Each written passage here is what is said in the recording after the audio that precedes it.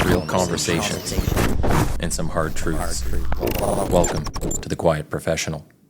So hi everyone, welcome to The Quiet Professional podcast. I'm Nathan Romas. We're doing something a little different today with some video incorporated. I've got the deputy chiefs from the Edmonton Police Service with me, and we're going to be doing a year in review, as well as talking about 2025 and some of the focus for that. So with me, I have Deputy Chief Darren Durko from the Community Policing Bureau, Deputy Chief Devin LaForce from the Investigation and Support Services Bureau, and Deputy Chief Warren Dreichel from the Community Safety and Wellbeing Bureau. So welcome to you three. Thank you. So we'll start by talking about 2024, a big year, lots of stuff happened. I think it's going to be great to talk about the bureaus as a whole, because we're going to get a very big picture, and this is something that the membership but also the public would like to know. What exactly does your bureau do? And talk a bit about the scope of the work. So maybe we'll start with you, Deputy Chief Durko. Sure, yeah, I got the Community Policing Bureau. That's patrol, that's all frontline policing. So we have 6 patrol branches in Edmonton. They're placed in, north, south, east, west, and in between. It's all the response to calls, 24/7 policing. The patrol squads are out there, keeping the streets safe, doing proactive policing. I also have, there's probably about 800 constables, and then there'd be the supervisors and stuff. So it's probably just under 1,000 members in my bureau. Okay. DC LaForce. I work in your bureau, so I have a little bit of an idea, but you want to tell me what else is going on in that world? Yeah, absolutely. And I guess the easy way to think about the Investigation Support Services Bureau is to think that it's kind of like all things investigations. It's kind of like the one way to look at it. Or if you look at certainly what Darren's talking about from all of the patrol members and that initial response, whenever somebody gets part of a bigger file, a more complex investigation, then typically it'll float over to members from my bureau to kind of take on and continue that investigation. So within my bureau, I've got 4 different superintendents, but for the criminal investigations division is kind of that big one. Is like your homicides, robberies, sexual assaults, intimate partner violence, all of those types of investigations. Organized crime branch, which certainly you're part of, Nathan, so you understand some of the work and complexities of those files. And then I have an investigative support, which is just has been just growing exponentially. And so some of that is kind of your traditional stuff, like your undercover operations and your wiretap, surveillance, all those types of areas. But really, really big growth in forensic sciences. And so you're seeing stuff like lots of tech solutions with rapid DNA, facial recognition, tech crimes, cyber crimes, those types of things. And then I also have operational support. So just because that wasn't quite big enough, I also look after tactical K9 traffic, so flight ops. So once you have like kind of those support areas as well.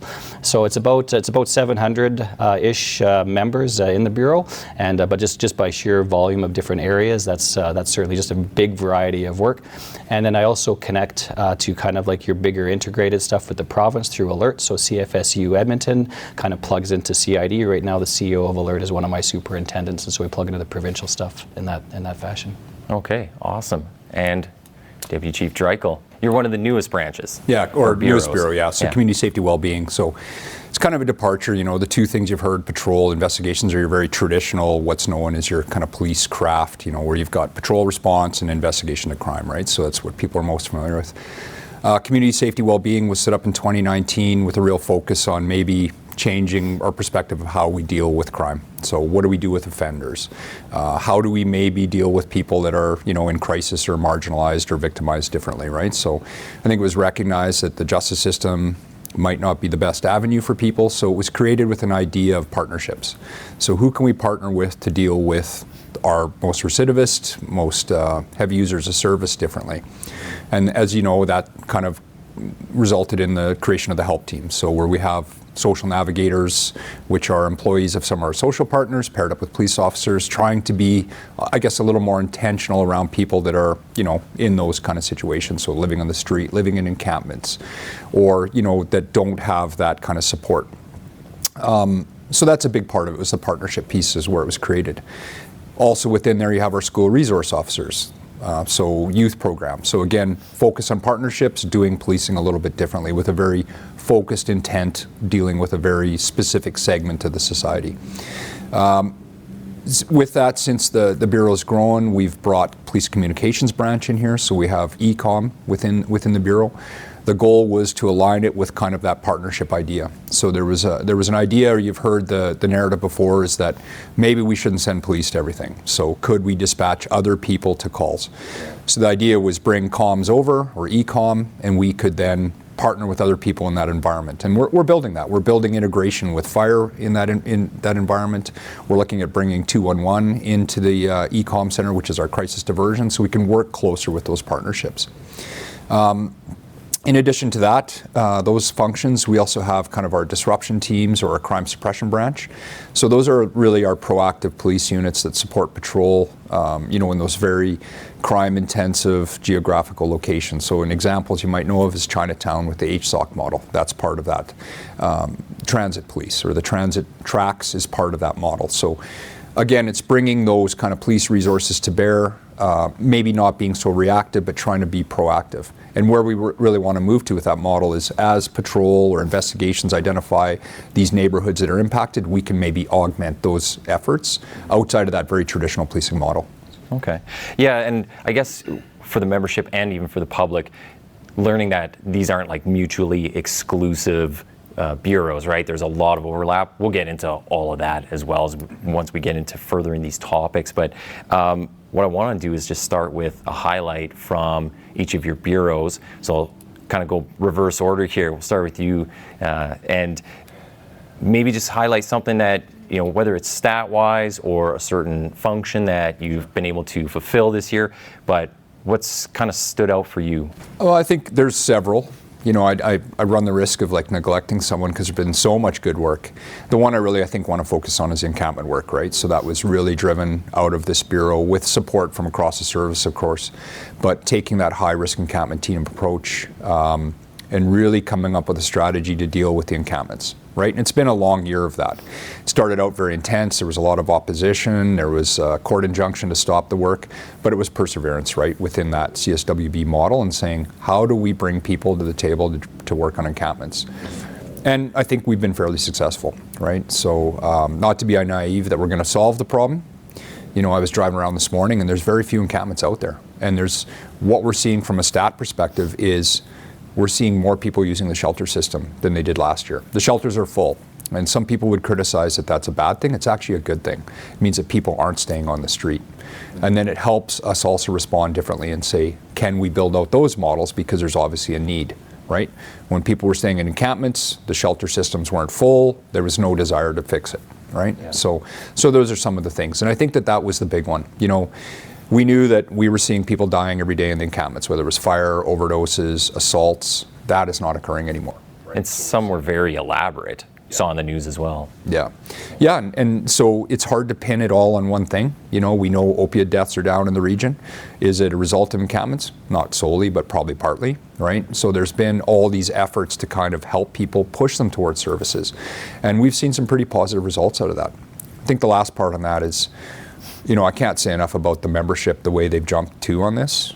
They feel supported and they're doing the work and they're eager to do it, right? So being able to solve these problems where I think in the past they didn't feel they were being supported, I think that's been a real win for us. Very cool. DC LaForce, outside of GST, what's the highlight? You know what, and kind of similar, when they have such a diverse bureau, there is just so much excellent work, just literally just happening everywhere.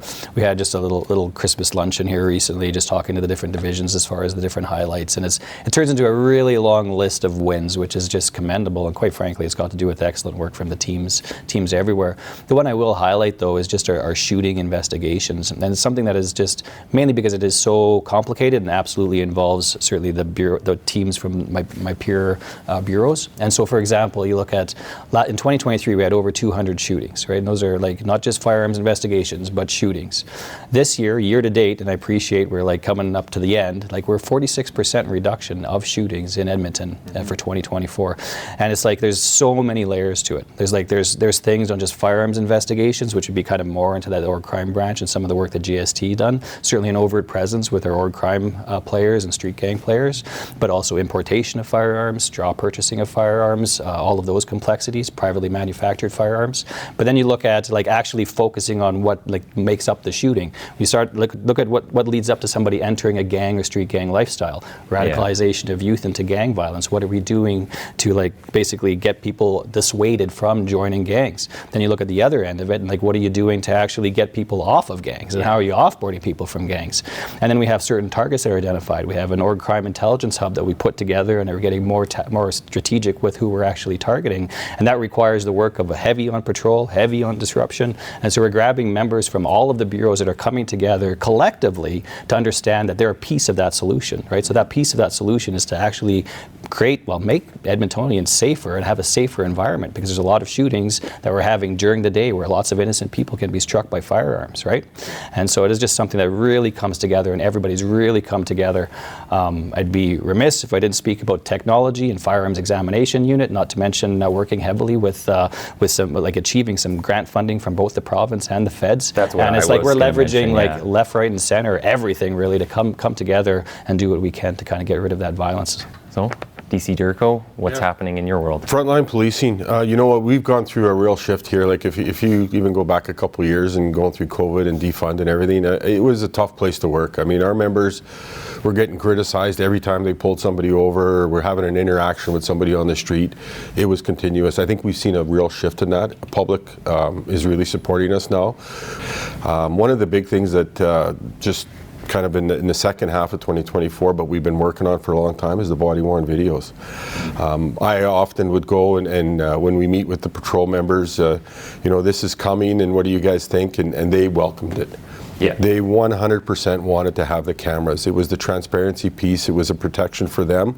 And you know what? I think we got just over 300 cameras out there right now on the front lines. And the members are using them, and it seems to be going really well. So that's been a huge win for us. And I mean, our constables that are going to be working in this investigative area, they understand the challenges that are faced by the patrol members, because that's where they work. So now they're going to be able to be that support. They're going to be able to go to those calls and take over those complex investigations, serious assaults, shootings, different things, and be part of that investigative team. It's a win-win. That's great. Yeah. So we're going to start talking about concerns about public safety. Obviously, that's a big thing that's come up this last year especially. And I want to look at how each bureau has had to deal with that. So we'll start with you, DC Dreichel. And if you want to talk about public safety, maybe around the encampment space, I know you kind of touched on it a little bit with the encampments, but also the open air drug use that we've seen and how maybe some of that's been clamped down on or changed. So. Yeah, and I think the encampments are one example. I'll talk about those first, but I think there's others, right? The first off is we recognize if we can be proactive about some of these, very significant disorder events, we actually see an improvement in public safety. And the numbers show it. We see some reduction in some of our crime types downtown, especially since the encampments are not there. Perception of safety is also, important because they are different. People don't see these things, so they feel safer in their spaces. A big goal for us, especially when it comes to encampments, the downtown core, transit, is having visible police officers. So that, I think, is the first thing. Having that social presence of police creates a perception of safety and actual safety. It reduces the incidence of crime, and that's a real focus of that kind of crime suppression branch that we have, is support patrol through those, those neighborhoods that are impacted, having police visible. So we know that we have some police officers in transit. It was a provincial grant. We had funding for up to 50 police officers. We're not fully there yet, but we can show when those police officers are in transit, we see a reduction in crime, right? And we actually have members of the public coming up and telling our members how they feel safer when the police are there. So a big goal through the next year for us, and especially within this bureau, would be how can we get police officers freed up within this kind of community safety team model and be in those neighborhoods that are impacted. HSOC zone, which is known as HSOC or Healthy Streets Operations Center, traditionally the Chinatown district. We've had police officers there for 2 years working with the city teams to kind of create that, reduce crime, perception of safety. We're staying there. One of the concerns, right, is the support from the city has changed. They don't have the same numbers of their community safety peace officers there. We're maintaining a presence because we know that's important to the community. So as we build out those models, it's understanding what does the data say? Where is crime? the hard crime numbers, using surveys to determine what are the perceptions of safety in those neighborhoods, and then coming up with strategy to kind of be there and kind of deal with it. And I think those things are very important. The last one I think I look at is we need the information. We need people to report crimes to us. So looking for new ways to ingest crime-reported data to us, right? Because that helps inform our strategies. So this would be like the online crime reporting? Correct, Okay. yeah. And we're looking at new tools for that within 2025 because I think we need to modernize that process. Our model was, we've had online reporting, I believe, for about 10 years, right? It's fairly restrictive in some cases, and it doesn't promote people reporting. But we need that information because it helps inform, first off, what is our deployment? How many people do we put there? What is our response, right? Because the types of crime may vary from neighborhood to neighborhood. So, can you give a few of the numbers around maybe the shelters or the use of it, what you're seeing like around the violence side of things? Can you just speak a bit to that data-wise? Yeah, so there's around, I believe it's around 1,800 shelter spaces, funded shelter spaces within the shelter district. Those are full right now, so we're seeing those numbers top out. And like I said before, I think that's actually a good thing, right? Because people are using those services, they're there. We're also seeing, we did some very focused policing around the shelter district, so having high visibility police. It wasn't an enforcement operation, it was engaging. Not a lot of arrests came out of there. We saw immediate reductions in crime and reductions in weapons and reductions in violence. Now it's a small snapshot in time. We have to kind of continue that work. Some very compelling data, but it's always, and I'm cautious with statistics, right? Yep. There was reports we got that weapons offenses were dropped 60%, right? But what is the numbers? How many is it is the important part. And so we're seeing some of those reductions. Again, it feeds that model of if we're present and if we're visible, we just have a very positive effect on crime. Okay. I'm going to talk to DC Durko here about frontline officers and around the public safety, some of the changes that maybe you've made. I know we have a static day shift, but what else is kind of going on out there for the members to know about, and what changes have been made to kind of have an effect on public safety? There's actually been a couple of things. So the 10 squad model that you're referring to in a static day shift, we did an analysis of like when are the calls coming in and when are the peak calls for service there, and do we have enough resources on the street to be able to handle those calls. And what was happening is between typically 9 or 10 o'clock in the morning till 2, 3 in the afternoon is the high call volume. Those calls were building up, and then when our night shift comes on, when they should be responding to more high priority calls, they're looking at a call board that is deep, 30 calls deep or more, and they're trying to clean that up, right? And it's frustrating. So I think we've gained some ground in the way we're deploying. I think we need to be able to ensure that the resources are there. Some of the challenges that we're having is, our members need a break, right? Like they need to be able to take a day off, or to be able to get that course or do some training and that kind of thing. So we have a minimum staffing model. So we're always looking at that too, right? To make sure that we have enough people on the street to keep the community safe, to make sure our members are safe, that if they need backup, it's available. But then also to be able to make sure that that wellness piece is being looked after and they're able to get the break when they need it. Just talking about the public safety as well. So number of extortion cases, there was a wrap up on a file around that. And we also have the guns and gangs strategy that's been in process or progress right now. So do you want to talk a bit about Nathan, this is because you have all this gang information. That's why you're asking these questions. But absolutely on point. Probably the biggest file that impacted, I would say, the citizens of Edmonton this year would be that Project Gaslight, which was, again, and it's a scary thing when you have like buildings and houses that are being torched, like basically by arsons, but not just an arson, but with an extortion. So basically demands for money, or we're going to burn said building, or put your life and family at risk. And that was happening in a big way at the beginning part of this year. And so it was kind of, so great, again, about everybody coming together. I took resources from everybody, which needed. It was an all hands on deck kind of scenario. But we were able to build some teams together to actually tackle that arson and that project file. heavy lifting. Like at the end of it, I think we had 20-some members that would be kind of dedicated to the file, let alone all of the surveillance and target and place-based activities that would have been part of that solution. But we had it was like 20+ events. I think we ended up with 6 accused in jail, pretty confident, and 1 overseas, which is involving a pretty big, and it's a big transnational nexus, right? So all of a sudden we have these extortions coming from out of country, not something we're necessarily used to dealing with, but it also hit the Lower Mainland, also hit Peel region at the same time. So we're on federal task forces, we're having federal communications, trying to organize this at a national level, but also trying to be like nimble and responsive and solve what we can for our citizens at home. And I think that I know we're the country leaders in that one. We had the most charges, we were the fastest at shutting down that violence, and since we actually laid those charges and kind of made that statement based on our police effectiveness, then they stopped, right? And that's something that I think our citizens can be confident in. I got to jump in here. I think the one common thing is my patrol guys in my bureau make these guys look really good. I will say, so we like our team, gang suppression team, will go out and talk to people on parades. We interact a ton with the front lines, and there is that, I'll say, kind of community aspect when you're out there on the street, and disruption is a huge partner of ours as well from your bureau. So yeah, we're always looking to work together, and we kind of borrow and steal at that front line perspective, because it's like, hey, we're all out here trying to do the same job, and we're trying to have that effect. So make it safer. Yeah, I got to shout a compliment out too. You know what?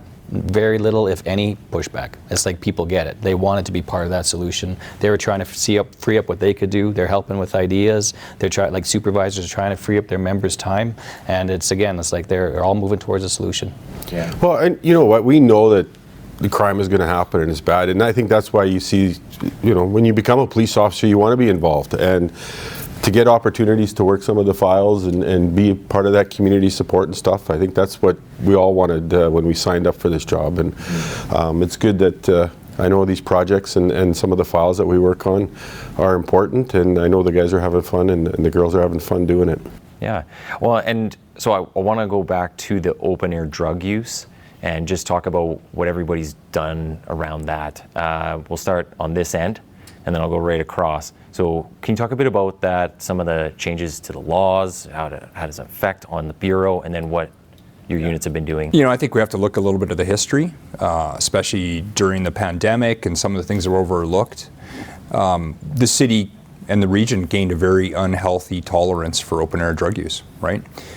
It was tolerated. We could see in public spaces people are using drugs, and they still do today. The first step was really starting to encourage our members and tell them this is not okay, right? Like, you need to deal with this. And there was some confusion in some cases. The political spectrum, they were told you can't do this. Like, there was movements to go to decrim, right? We've seen other provinces do it. There was talk about it in the city. So that became very confusing for our members, because they almost felt, I can't do anything about it. Reality is, it's still legal, right? Yeah. So then it was working with our teams and determining, how do we best deal with it? Do we arrest people? Are we simply educating people? Is it seizing the drugs? And there was a myriad of different approaches, right? And so we started that work that way. From a technology standpoint, we looked at how can we make it easier for our members to engage with the member of the public that's doing drugs or has the drugs, report it, right, and start to capture that data again. So that's important. And just setting that expectation that it's not appropriate. Working with our partners in health to say, how can we improve those supervised consumption sites or those regions to encourage people to go to those locations instead. Working with the shelters to educate people within there what's appropriate, what's not. And it's been a challenge, I think, in a lot of ways, because it has gone on for so long. And I think there was a narrative that this is okay, and it's really not, right? We see, we've seen the people overdosing in the encampments. That was a big one. That was a big cause of death that we had. And fortunately, by working on that bigger problem of encampments, we don't see people overdosing in there. Being in a shelter, they have the supports. So they're not succumbing to that because of that reason. So those are all those things. So I think it's still a big thing we have to push. We have to kind of educate our members, continue to work with them, let them know they're supported, right? But we also have to kind of work with the public. right? And then just say like, yeah, like this is not okay. Like you need to support this activity. So, and this kind of like push to get this off our streets.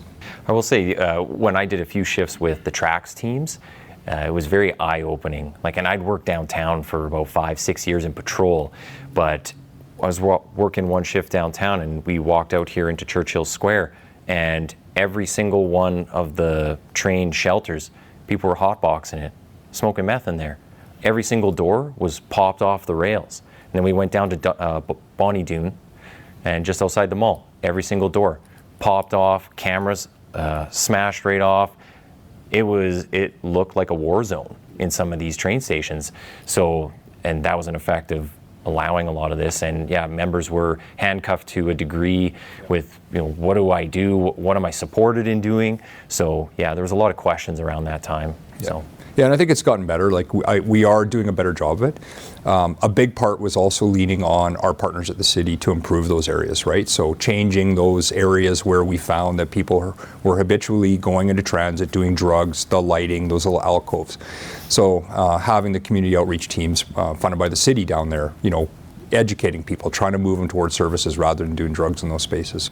Is there a certain number too on that? Like, is there a certain number of, we'll call them heavy users, or the recidivism, like we see a certain group? What are the numbers on that? I don't know the numbers for sure. Okay. It's not as high as you'd think, right?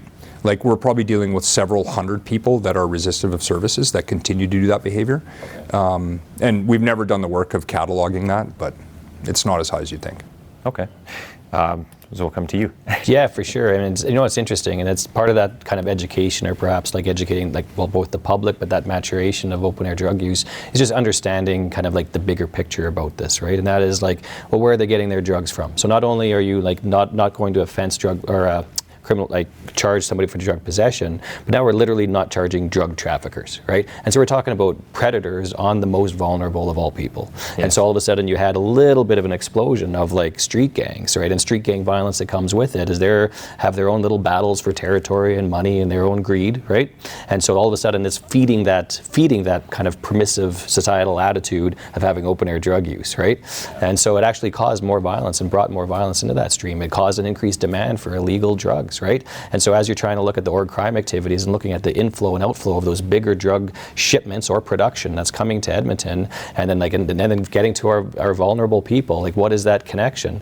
And so it's something that as you start painting that picture that these people are profiteering from this, it's important that of course your work in gang suppression team, but org crime branch, but also beats and disruption, and again all the patrol folks, to make sure that they understand that, hey, there's a bigger piece at this, that you can't be so permissive about it. I think one thing on that too that I at least see when we talk about the court system is, it seems like one drug is the big topic. So cocaine, when I kind of started in this career, cocaine was big. Yeah.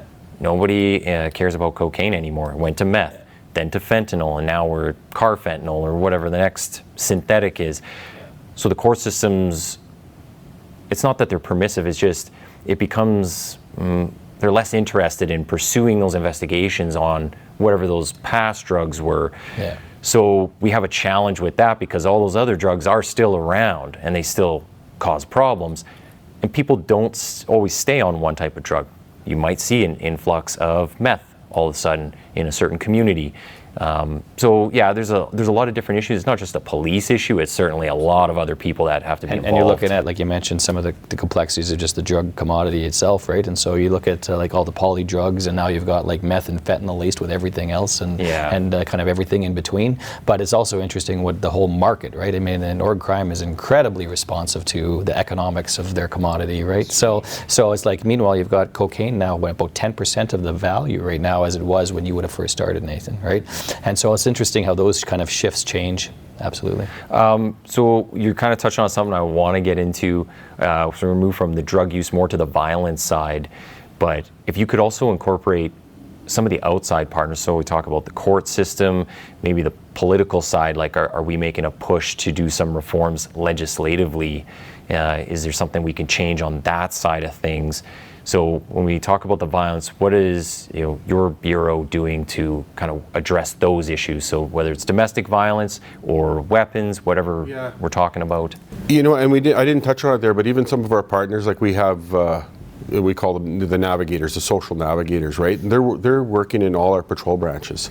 So if, our members go to a call and they come across somebody that, criminal charges aren't going to be the solution for this person. There's a lot of underlying other issues, addictions, homelessness, and a lot of other things that they need support. The court system isn't going to fix that.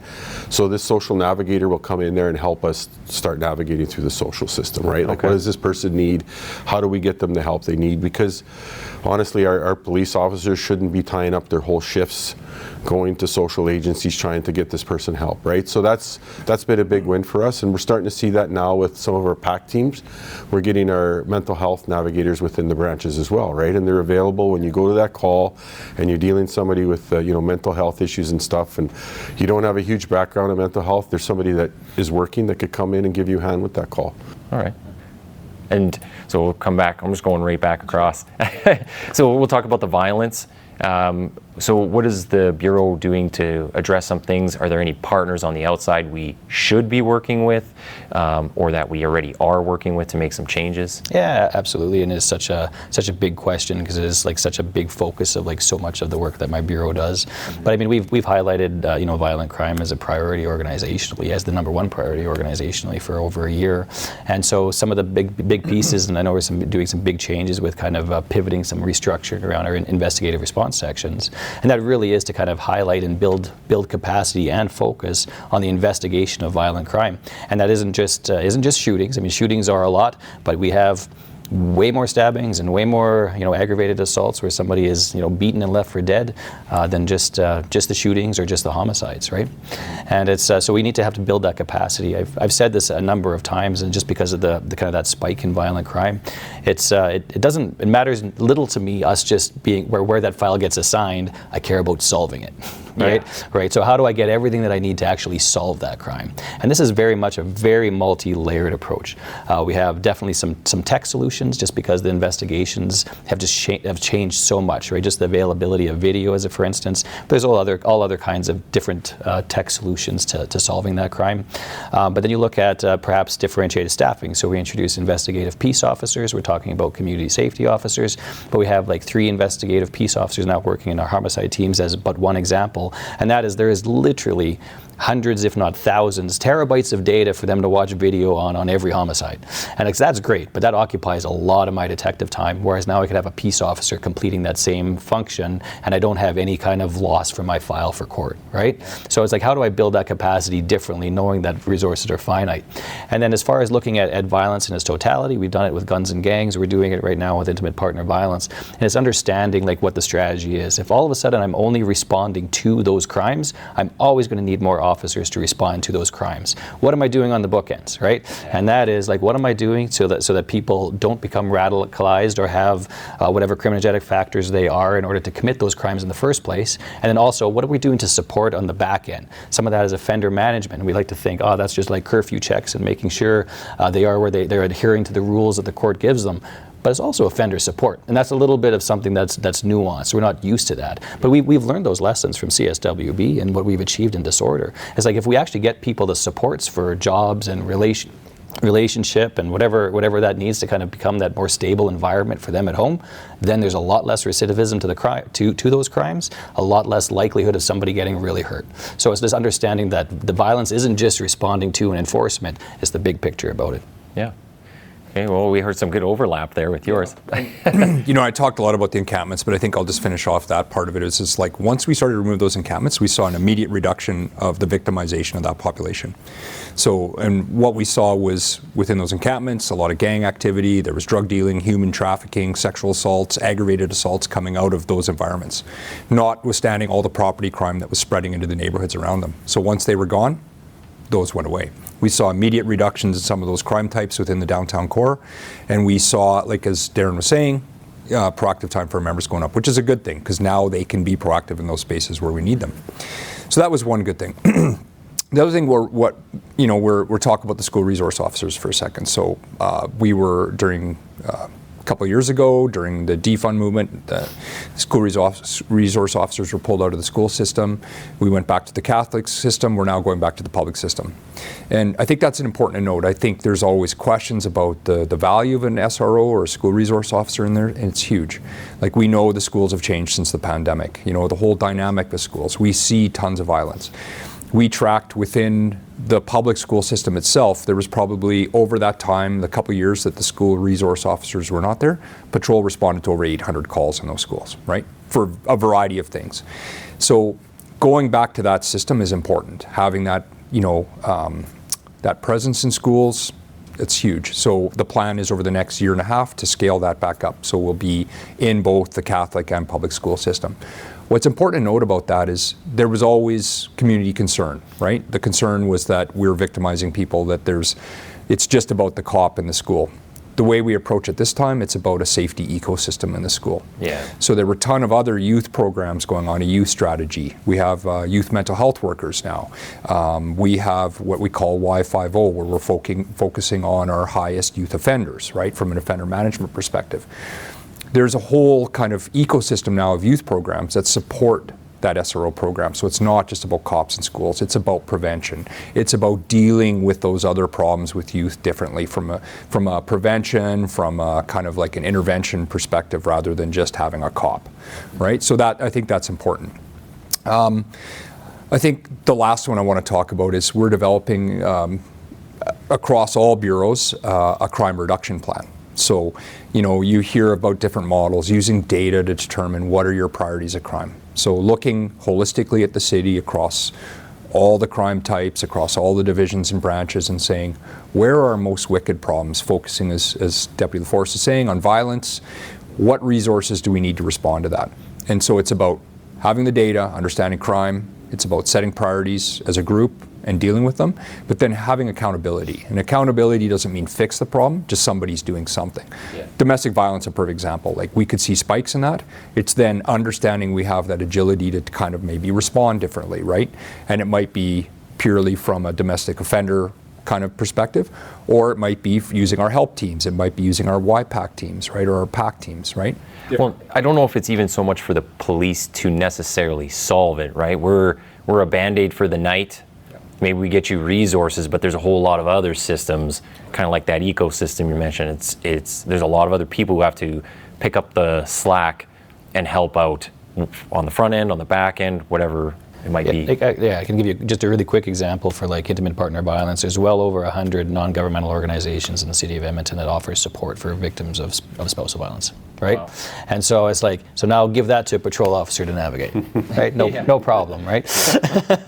And so it's like, again, it's like, and so we're doing some very interesting things actually with, I know with a recent contribution of Edmonton Police Foundation, we're putting like how to navigate that space a little bit better in 13 different languages available online. We're looking at like making sure that we can do our part to help really with the navigation. To your point, it's not police officers to be like social workers in this space, but how do we make sure that those folks get to the social workers, get to those support systems that they need? Yeah, and as an example of that, we may have the partnerships already established in CSWB that support that initiative, right? So it's then working together, understanding what is the best response. And it may not necessarily be a police response. We may leverage a partner now to intervene.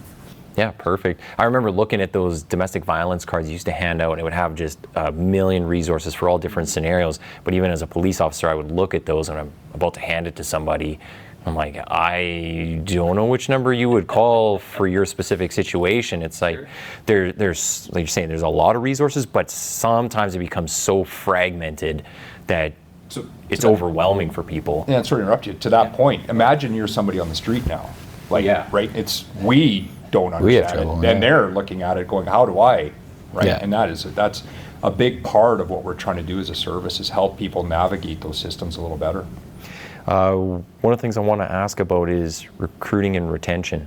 So can we talk about some of the numbers, what it's looking like now? Because we did have a period where it was hard to find anybody who wants to be a police officer. You see a lot of narratives in the US kind of bleeding over up here. We don't necessarily have the same race relations. We don't have the same history that they do. It's not that we don't have those issues, but they're different.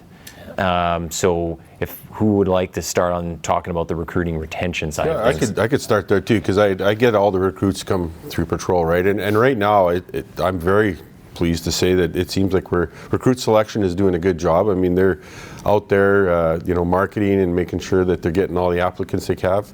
And we've been able to fill the classes of 50, which is a bit of a challenge, but we're able to fill them. And we haven't changed the application process. We haven't. We're still getting the top of the top, right? And I think we're getting some really good recruits, and the diversity is really good. Yeah, I can maybe just, I know I don't have the hard numbers. I don't know if you have more, but I know so I know that we've had more applicants this year than we've had like last year. And I know our as far as our like people that could be leaving our attrition, I think we're like minus 20 or so from where we were 2023. So it kind of had a little bit of a spike, kind of like post-COVID or through COVID, and which was also not unexpected. And then it's actually kind of got back down to that kind of more predictable levels. So so it actually is a good news story. And of course, when you have more applicants and we have vacancies to fill, and so we're filling up these classes of 50, we were looking at a net positive, I think, of 80 to 90 of this year. So if you just think of that, like again, obviously you have your attrition equation and you got your recruit training and part of the equation, and it's like, so a net 90 is a pretty darn good year, and we can expect the same for next year. I wonder if a part of it, and of course we all have exposure nationally and even internationally on various committees and different things, but we're actually seeing that it's like the Edmonton Police Service is a very strong name in so many different spaces, whether it's innovation and AI, whether it's progressive views in CSWB, whether it's just a variety of different work that we're doing. We lead so many different committees, and we're part of so many different committees across the country that the Edmonton Police Service is a desirable place, and so I think our public and applicants know that, and so it is a great place to work. We should be proud of our agency. We have experienced officer classes too, and I know there is a lot of competition between services. Everyone's trying to pick off experienced officers, but you're going to say No, I was just going to say, I think one of the things we talk about often, right, is like getting back to that, why are people joining this job? And I think Darren mentioned it, right? It's like all these initiatives, like trying to find more time, feeding that proactive policing model, supporting our members to be more engaging and really getting back to that, why are they joining the job? And I think that has a really net positive effect on that retention piece, right? There may have been a time where we may not have been meeting the expectations, right? And maybe we're still not there, but that's definitely something we're focused on as a team, is understanding why are you here, what do you want to get out of this job, and meeting those kind of expectations a bit. And you're touching right on something, one of the last two topics we'll get to, just talking about the state of the service. So some of the concerns that you do hear from your areas and what you're doing to address those. So I know recruiting, retention, that always comes up, how members can get that wellness piece, the work-life balance. So all that's in there. But I'll start on this end, and just what are you hearing and what are you doing to address it? Yeah, don't really hear a lot. I hate to say it, it's not all, sunshine and roses, but the big thing is our members are feeling a lot more supported. I'm trying to put a positive spin on this. It's like the things that were a problem to them, not knowing what was the mission, what were we doing, was a problem a year ago. It's not as big a problem anymore. So I think that's one thing we focus on, is really that communication piece. What do we expect? Trying to hone the mission a little bit. Like, it seemed like at times we're trying to boil the ocean. I use the analogy of football. We have 50 footballs on the field, and we're trying to move every single one a couple inches. Like, let's take a couple, put them in the end zone, right? Yeah. And so it's like completing those projects that are important.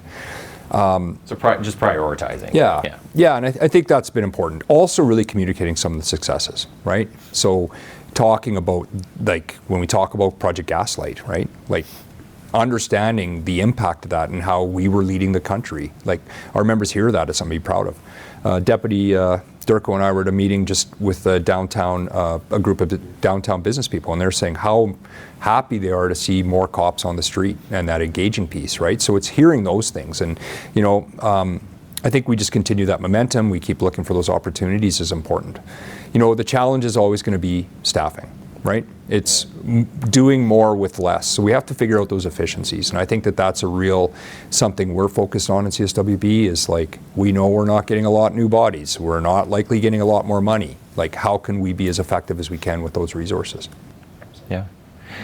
Did you want to jump in on anything? Yeah, absolutely. So I mean, when you start, and my bureau is a little bit different, right? Yeah. So and it's hard because you start looking at some of those kind of that more core function of those investigations, and actually a term that I know that has kind of come up through my area is just an investigative inflation. So every singular file seems to be way more complex and requires so much more, but it hasn't equated to more bodies coming in to help with that workload, right?